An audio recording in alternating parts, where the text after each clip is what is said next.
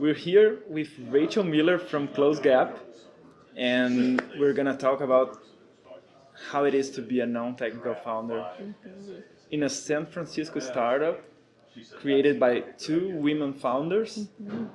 That is Closegap. Let's start by tell us a bit what it is that you do. Yeah, so Closegap, we started as a donation platform for low-income students, and long story short, we weren't scalable, and so we had to pivot. And we had this 18-month period where we basically dialed in exactly what we were supposed to be creating. So we spent time in our partner schools with school counselors, school social workers, teachers, and continued to uncover the severe lack of mental health resources and practices that were interwoven into the school day. And so that kind of just continued to hit us upside the head, and we recognized that was the product that was really needed. And so what we built was an emotional wellness platform that enables kids to do a daily mental health check-in. So they check in with their emotions, their bodily sensations, their energy levels, and then we take all of that information and we funnel it into a dashboard so educators and parents can use it in real time. Yeah, so a lot of it has to do with social impact, right? Yes. And I guess the first question is, Yeah. does it make it harder for you in a business sense that you're looking for social impact, or is this a good thing? Yeah, I think so. There are so many different ways you can look at it, but I think from the founder perspective, there's so many things you're trying to do. So you're trying to build a product, you're trying to market it, you're trying to raise money, you have all of these different things you need to do to be successful. And so when you're adding the social impact lens, that's just one more thing you have to do. Yeah. So I think in a lot of ways it makes it much more challenging. The day-to-day I think is much harder, but I believe that we have a much stronger kind of North Star that Yes. leads us. So it's like, the social impact, it makes it much harder, and yet it makes where we're going much more clear. Yeah, and from what I'm understanding is it makes more probable that you endure whatever you need to endure Yes. along the way, right? Yeah, Yeah, I absolutely. think I understand. Yeah. Yes. So talking a bit about both Laura, your co-founder, and you are non-technical, right? Yeah. How hard it is? That's the hardest part. Yeah, so just kind of going back to our story. So we had this 18-month period where we were uncovering exactly what we needed to build, right? So it wasn't just this idea that we had, it was this thing that people continued to tell us day after day, please build this. Like, if you build this, we'll use it. And so Laura and I found ourselves in this really funny cycle where we continued to refine the product and the feature set, even though we weren't building anything. And it was incredibly frustrating, as you can imagine, because we're building this thing in our minds, and yet none of it is tangible. And so it was very, very hard. But I think not having technical expertise during that period enabled us to actually figure out exactly what we need to build, which most founders don't have that opportunity.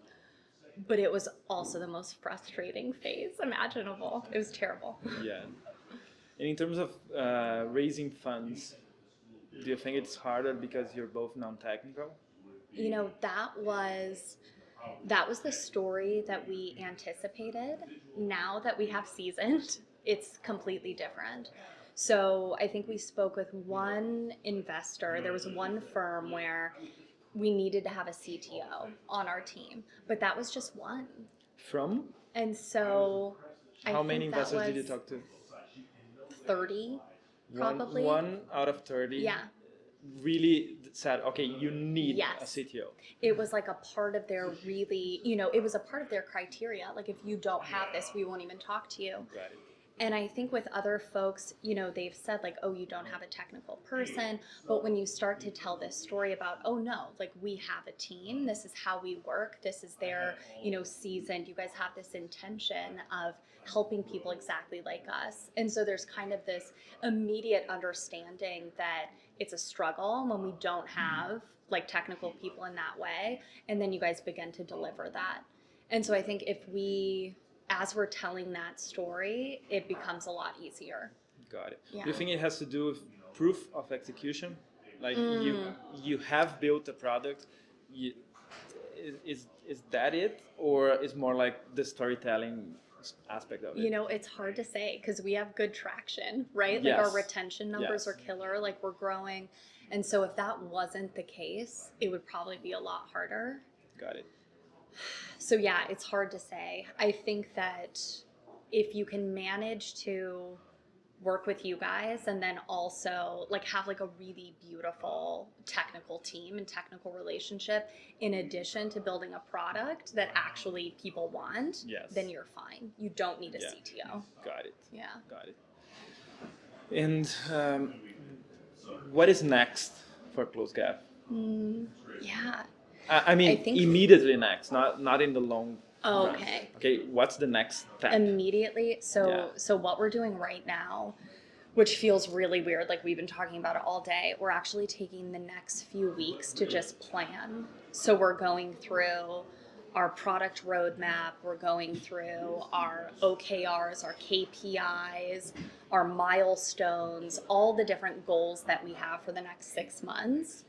And we're planning out everything. We're planning out our marketing. As you guys know, we've been going through like buyer personas. So we're actually using this time to plan and figure out what the next 6 to 12 months is going to look like. Yeah. And then immediately after that, it's fundraising. Immediately after front. That's a good way to link the two aspects I was gonna ask next. If you need fundraise, right? Yeah. Then why is it that you're investing in planning right now instead of investing in fundraising? I can see the benefits of both. I wanted to have your take on it. I think right now it has mostly to do with timing. So with our product, we have like seasonality to our product because we're on this school system kind of timeline. Yeah. So once we hit December, we're more or less like we have a lot of time to kind of do upkeep and all the things we need to do. And this also happens to be the worst time to fundraise. Yes. And so holidays and stuff, it's right? terrible. It's like that and Burning Man time are the worst times to fundraise. And so really we're offered like this blessing in that we get to take a few weeks to plan. If that wasn't the case, like if it wasn't December and we could fundraise, we would probably be fundraising. What's the benefit of planning?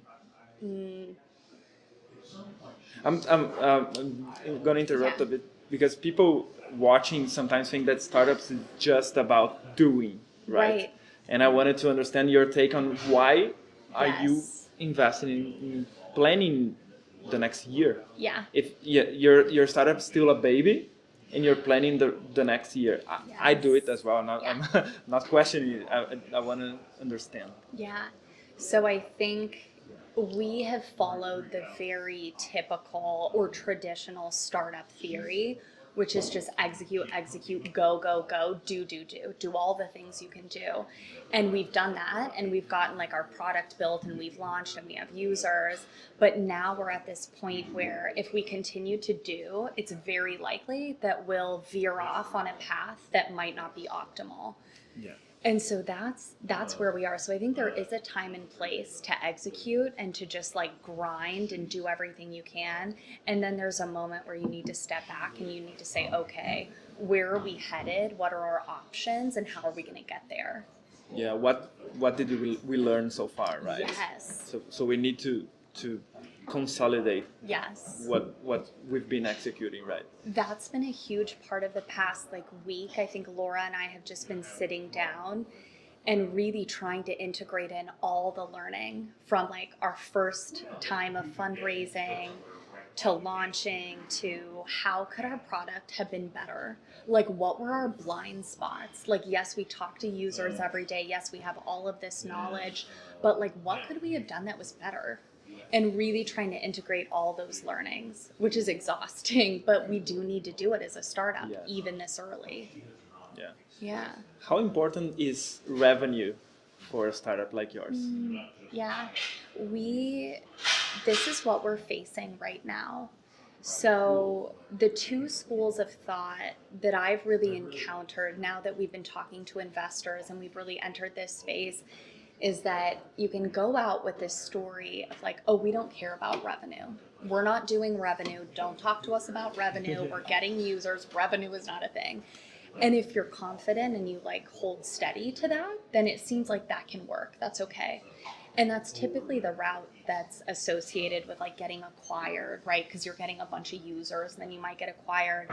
Or the route that maybe, is more social networking in nature. So there are like more revenue streams later on. And then there's the one where, we spoke to many investors and they were saying, you need to prove revenue now. So we have these two business models. We can either sell to schools and districts or we can sell to consumers. And the consumer business model would be much further out. And so anyways, basically what they were saying was that we need to choose one of these models and we need to prove it. Like we need more proof points. Got it. What's your preference? If you have one. God, this is where it really comes down to being like a mission-driven founder. My preference is just to like get it to as many kids as possible. We now have a lot of people in our vicinity or in our proximity that really want us to just continue building and getting it out to as many people as possible. And so I think now I'm starting to veer toward we don't need to focus on revenue. Got it. Like we're definitely building something people want. Like our retention rate is over 80% across cohorts. You have, for those of you who don't know what that means, it's incredible retention. Yeah. Incredible retention.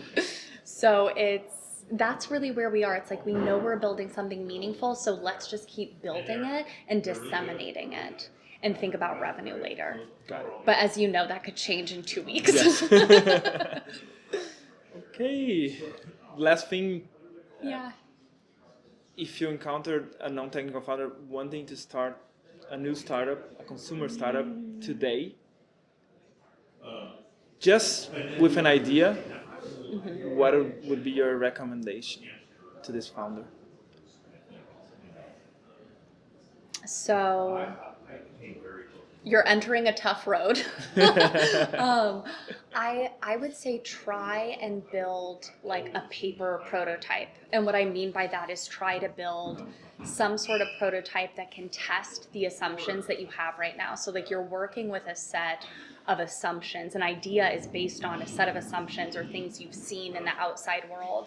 So what you want to do is try and build something that is non-technical that proves whatever your thesis is. So I would say that. And then I would say, really, this is something I think we did well, was start talking to technical people from day one. Doesn't mean you're going to all of a sudden have a CTO. That's the dream. That's not how it works. But talk to technical people early on because you can start to test out some of the ways you're thinking in a way that you can't do on your own. So start doing that from day one, even if it's just at the idea phase, because who knows, it might be a good idea. Yes. Yeah.